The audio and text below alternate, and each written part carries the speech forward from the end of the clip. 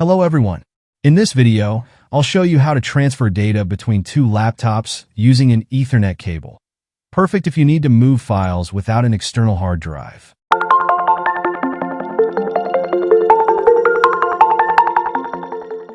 Recently, my organization asked me to get a new laptop under the Bring Your Own Device policy, which encourages employees to use personal devices for work. They reimburse the purchase and assist with setup through the IT team. After getting my new laptop, the IT team took care of adding it to the company domain, setting permissions, activating software licenses, configuring firewall and antivirus tools, and setting up email.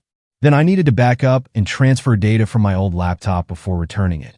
Without an extra hard drive, I created a peer-to-peer connection to transfer files directly. Here's how.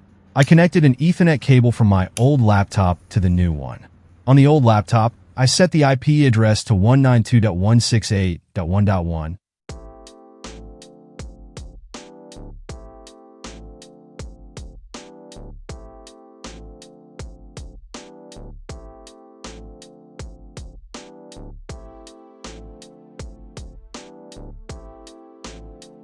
And on the new laptop, I use 192.168.1.2.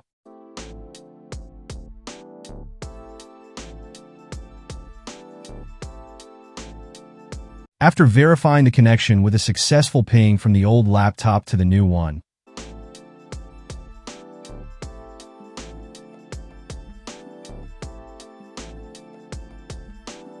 open Computer Management on the old laptop.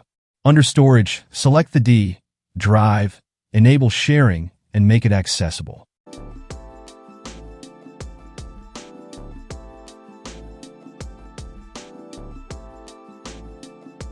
On the new laptop, I entered the IP address of the old laptop in the file browser, accessed the shared drives, and transferred files.